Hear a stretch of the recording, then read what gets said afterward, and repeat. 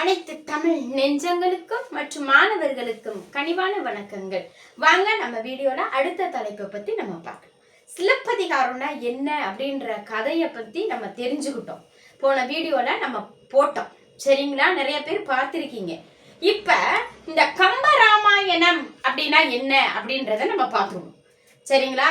ரொம்ப வளவல கொள்ளகலன்னு சொல்லாம இதுதான் இந்த செய்தி, இந்த நூல் இப்படிதான் உணர்த்துது அப்படின்னு அழகா நான் உங்களுக்கு புரிய வச்சிருவேன், சரிங்களா? அந்த கிராமத்துல எல்லாம் என்ன செய்வாங்க அப்படின்னா, ஏதாவது ஒரு செய்திய நம்ம மக்களுக்கு பதிவு பண்ணோம் அப்படின்னா, நெடுநேரமா பேசிக்கிட்டே இருந்தோம் அப்படின்னா அந்த கிராமத்து ஜனங்கள் சொல்லுவாங்க, என்ன சொல்லுவாங்க அப்படின்னா, ராமாயணம் மாதிரி பேசாத, இதிகாசம் மாதிரி முடிக்க பழகு அப்படின்வாங்க, சரிங்களா? அப்ப டக்குன்னு முடிச்சிரு, ராமாயணம் மாதிரி இழுக்காத அப்படின்வாங்க. அப்ப ராமாயணம்னா என்ன அப்படின்னா, சில பேருக்குள்ள பல பேத்துக்குமே ஆமா ராமனும் சீதையும் தான் என்ன பண்ணாங்க, காட்டுக்கு போனாங்க, ராவணன் வந்தான், இந்த மாதிரியே தான் பேசுவாங்க இல்லையா? ஆனா கம்பராமாயணம் என்ன, உள்ள போறதுக்கான செய்திகள் எப்படிலாம் வந்துச்சு அப்படின்றத நம்ம அழகா பார்க்கலாம், சரிங்களா? சரி, வாங்க நம்ம வீடியோல உங்களுக்கு இந்த வீடியோ பயனுள்ள தகவல்களை தருமேயானால் மறக்காம நம்ம சேனலை சப்ஸ்கிரைப் பண்ணிக்கோங்க, லைக்கை போட்டுருங்க, சரிங்களா? வாங்க நம்ம கம்பராமாயணம்னா என்ன, அது யார் எழுதுனது அப்படின்னு சொல்லி பார்க்கலாம்.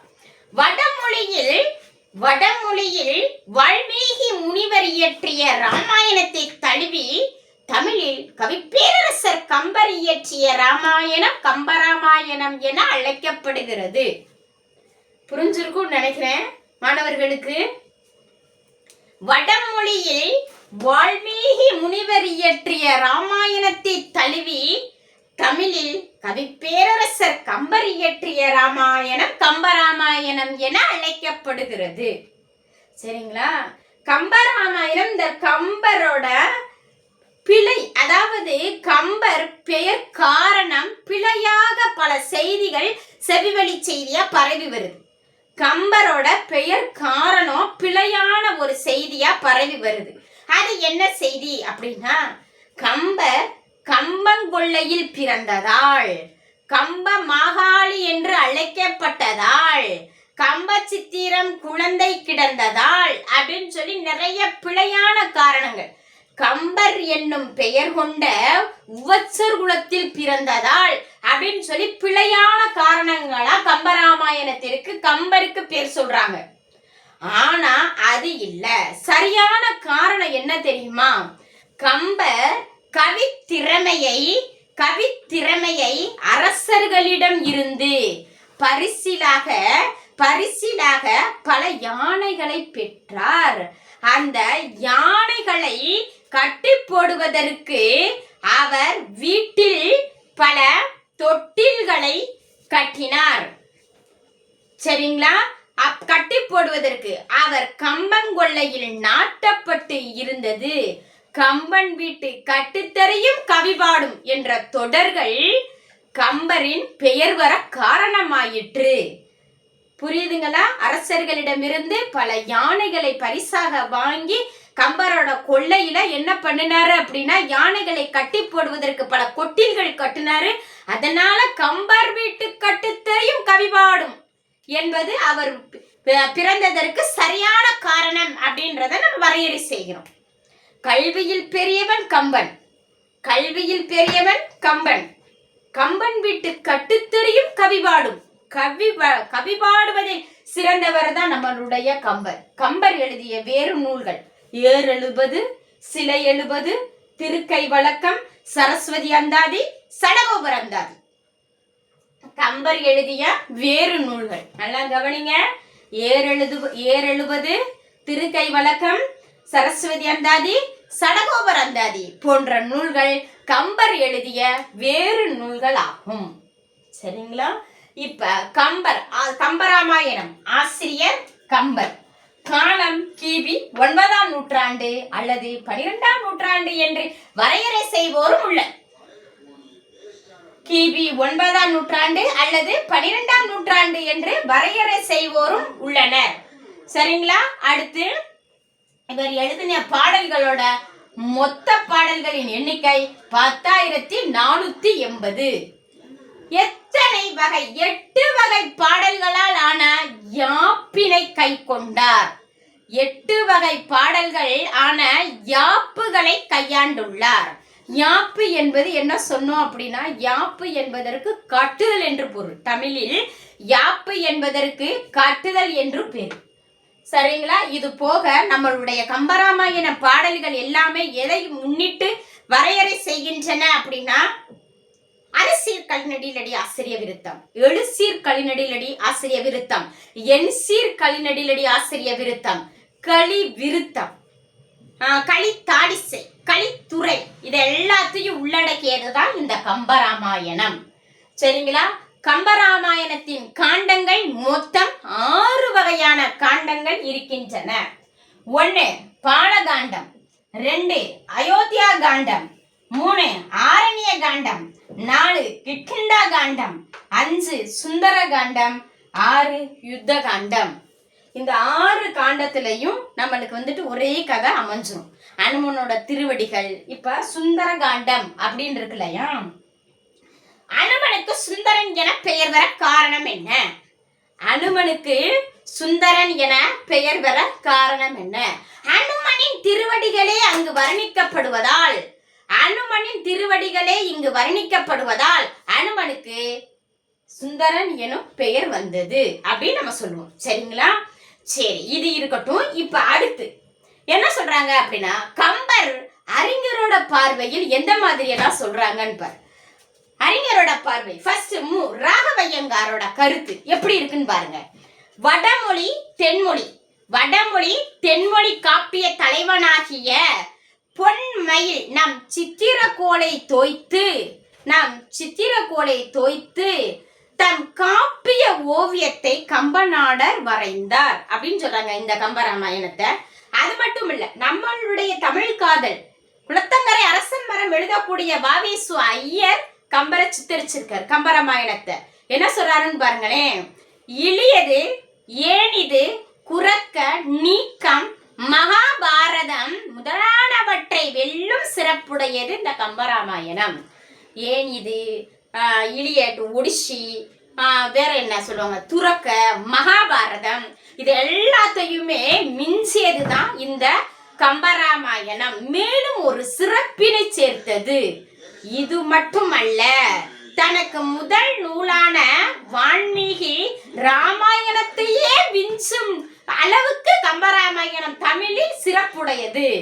இது வழி நூல் தான். கம்பராமாயணம் வழி நூல். அப்ப கம்பராமாயணத்திற்கு முதல் நூல் எது அப்படின்னா வால்மீகி எழுதியது தான் வடமொழியில, இல்லையா?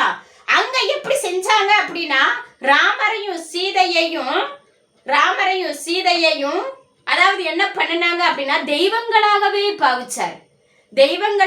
பாவிச்சார். யாரு? நம்ம வால்மீகி. ஆனா கம்பர் அப்படி இல்லை, குடிமக்களாகவே பாவிச்சார். அதனாலதான் கம்பராமாயணம் குடிமக்கள் காப்பியம் எனவும் வழங்கப்படுகிறது. தமிழில் கம்பராமாயணம் குடிமக்கள் காப்பியமாகவும் வழங்கப்படுகிறது. இப்ப வடமொழிக்கும் கம்பராமாயணத்திற்கும் என்ன விதமான ஒப்பீடு அப்படின்றத நம்ம சொல்லுவோம். சரிங்களா?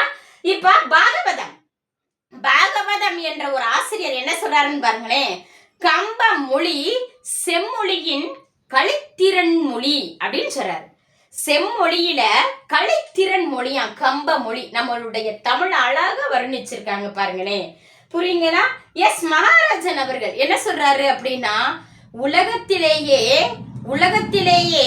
வேறொரு நாட்டில் இவ்வளவு பழமையான 20ஆம் நூற்றாண்டுக்கு மக்களுடைய மனதை இப்படி யாரும் ஆட்கொண்டதில்லை. எஸ் மகாராஜனின் கருத்து. கம்பராமாயணத்தை கம்பரை வச்சு புகழ்றாங்க பாரு. 20ஆம் நூற்றாண்டு கவிஞர்களோட மக்களோட மனசை யாருமே ஆட்கொண்டதில்லை, இந்த கம்பராமாயணம் மட்டும்தான் அப்படின்ற அழகான ஒரு கருத்தை என்ன செய்யறாங்க அப்படின்னா பதிவு பண்றாங்க. சரிங்களா? இப்ப கம்பர் வடமொழிக்கும் தமிழுக்கும் என்ன விதமான ஒப்பீடு அப்படின்றத நம்ம பார்ப்போம். சரிங்களா? வால்மீகிக்கும் நம்மளுடைய கம்பருக்கும் எவ்வளவு ஒரு வேறுபாடு. நம்ம கம்பர் அதை எப்படியெல்லாம் காட்டினாரு அப்படின்றத நம்ம பார்க்கிறோம். சரிங்களா? இப்ப என்ன சொல்றாங்க அப்படின்னா, வால்மீகி ராமாயணத்தில் திருமணத்திற்கு முன் ராமரும் சீதையும் காதல் கொண்டதாக கூறப்படவில்லை. சரிங்களா? இப்ப நம்மளுடைய தமிழில் கம்பர் எப்படி சொன்னாரு அப்படின்னா, அண்ணலும் நோக்கினாள் அவளும் நோக்கினாள் இல்லையா? அண்ணலும் நோக்கினாள் அவளும் நோக்கினாள், கண்ணோடு கண்ணினை நோக்கொக்கின் அப்படின்ற ஒரு வார்த்தையை அழகா சொன்னார். சரியா? அண்ணலும் நோக்கினாள் அவளும் நோக்கினாள். ராவணன் சீதையை பற்றி வால்மீகி என்ன சொன்னாங்க அப்படின்னா, சீதையை ராவணன் இழுத்து சென்றான் அப்படின்னு சொன்னார். எதுல? வடமொழியில. ஆனா நம்ம கம்பர் அப்படி சொல்லல. என்ன சொன்னாரு அப்படின்னா, சீதை அடுத்தவருடைய மனைவி என்பதை கருத்தில் கொண்டு சீதை இருக்கும் பர்ணசாலையோடு தூக்கி சென்றான் ராவணன் என்ற அழகான செய்தியை கம்பர் பதிவு பண்ணார். சரியா? பர்ணசாலையோடு தூக்கி சென்றான் என்ற ஒரு செய்தி. வாலி இறந்த பிறகு, அடுத்த செய்தி, வாலி இறந்த பிறகு அவன் மனைவி தாரையை சுக்ரீவன் திருமணம் செய்து கொண்டான் என்ற ஒரு செய்தி வடமொழியில் வால்மீகி பதிவு பண்ணார். ஆனா நம்ம கம்பர் அப்படி இல்லை. தமிழ் கலாச்சாரத்தின்படி குரங்கினத்திலும் ஒருவனுக்கு ஒருத்தி என்ற நிலை இருந்து வந்தது என்ற அழகான செய்தியை பதிவு பண்ணாங்க. சரிங்களா? இப்ப வடமொழியில ராமாயணத்தை எப்படியெல்லாம் சொன்னாங்க, தமிழ்ல ராமாயணத்தை எப்படியெல்லாம் சொன்னாங்க அப்படின்ற செய்தி நமக்கு ஒரு வாரம் தெரிஞ்சிருக்கும். கம்பர் பெற்ற செல்வாக்களை என்னென்ன அப்படின்ற பார்க்கலாம். கம்பநாடன் கவிதையை போல கற்றோருக்கு இதயம் கழியாது அப்படின்ற கம்பன் பெற்ற ஒரு செல்வாக்கு தான். நம்மளுடைய பழமொழி எப்படி வழங்குது அப்படின்னா, கல்வியில் பெரியவர் கம்பர், கல்வியில் பெரியவர். பாரதியார் சொன்னாரு, கல்வி சிறந்த தமிழ்நாடு புகழ் கம்பன் பிறந்த தமிழ்நாடு. பாரதிதாசன் சொன்னாரு, கம்பனை போல் வள்ளுவனை போல் இளங்கோவை போல் பூமிதனில் யாங்கனுமே பிறந்ததில்லை என்று சொன்னாரு. கவிமணி சொன்னாரு, வெயிலுக்கு நிழல் உண்டு, வீசும்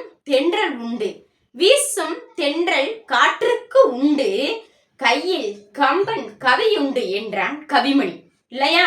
அடுத்து திருத்தக்க தேவர், விருத்தம் என்னும் ஒன்பாவிற்கு உயர்கம்பன், விருத்தம் என்னும் உயர்வுக்கு உயர்கம்பன் என்று திருத்தக்க தேவர் நம் ராமாயணத்தை புகழ்ந்துரைக்க சென்றார்.